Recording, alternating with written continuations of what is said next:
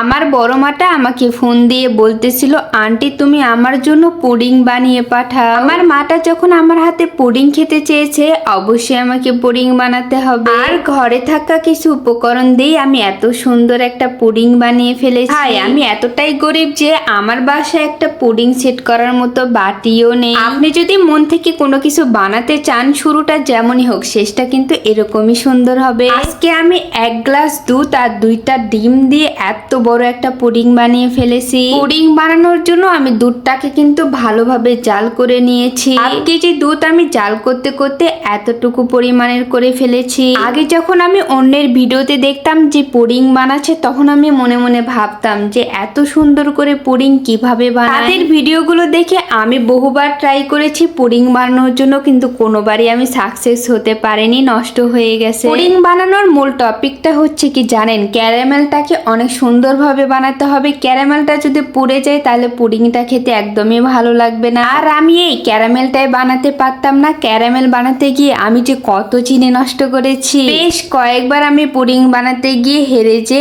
এখন আমি কিন্তু পুডিং অনেক সুন্দরভাবে বানাতে পারি। যে কথাই আছে না, একবার না পারলে বারবার চেষ্টা করো, অবশ্যই তুমি একদিন সাকসেস হবে। এই আজকে আমি দিয়ে প্রমাণ। অনেকেই হয়তো এখন বলবেন যে সামান্য পুডিং বানাতে পেরে নিজের এত প্রশংসা করতেছে। আরে ভাই, যে জিনিসটা বানাতে পারে না বারবার চেষ্টা করার পরেও হেরে যাচ্ছে, চেষ্টা করতে করতে সেই জিনিসটা যখন সে বানানো শিখে যায়, এর আনন্দটাই অন্যরকম। আর আপনারা একটা জিনিস খেয়াল করেছেন, পুডিং বানাচ্ছি আমার মুখে কিন্তু এক ফোঁটা হাসি নেই, মনটা আমার খুবই খারাপ। এর একটাই কারণ কি জানেন, অফিস থেকে এসেছি আমি 8টার দিকে, তারপরে রান্না করেছি, রান্না করে খাওয়া দাওয়া করার পরে এখন আমি পুডিং বানাতে বসেছি। আমার প্রচুর পরিমাণের ঘুম ধরতেছিল, অনেক ক্লান্ত লাগতেছিল, মনে হচ্ছিল যে একটু ঘুমালে ভালো লাগবে। এই জন্যই আমার মনটা অনেক খারাপ ছিল। এই দেখুন এখন আমি কত সুন্দর করে ক্যারামেল বানাতে পারি। আজকে যদি আমি পুডিংটা না বানাই তাহলে কালকে আর আমার ভাইয়ের কাছে পাঠাতে পারবো না, কারণ কালকে আমার ভাই আমার বড় বোনের বাসায় বেড়াতে যাবে, আর আমার বোনের মেয়ের জন্যই আমি পুডিংটা বানাচ্ছি। আর আমি কত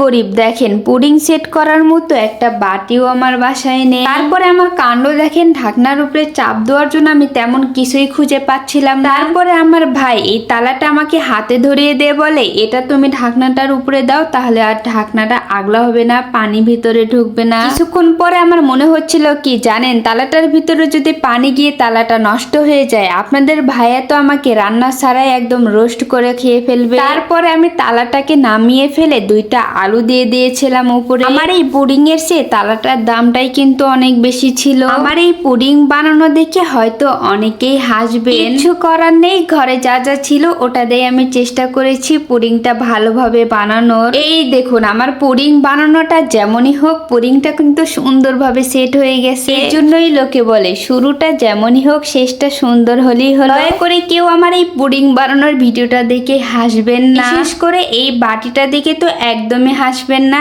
আসলে আমার বাসায় যা ছিল ওটা দিয়ে আমি ট্রাই করেছি, আর আমার পুডিংটা কত সুন্দর হয়েছে তাই না? কালারটা তো মাশাআল্লাহ অনেক সুন্দর হয়েছে।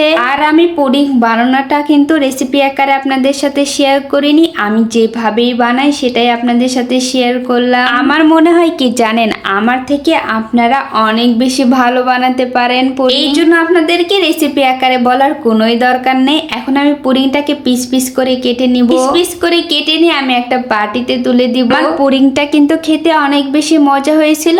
এটা কে বলেছে জানেন, আমার মাটা বলেছে, আন্টি তোমার পুডিংটা খেতে অনেক বেশি মজা হয়েছিল, আবার আমাকে এভাবে বানিয়ে দিয়ে। তো আমি বলেছি আচ্ছা।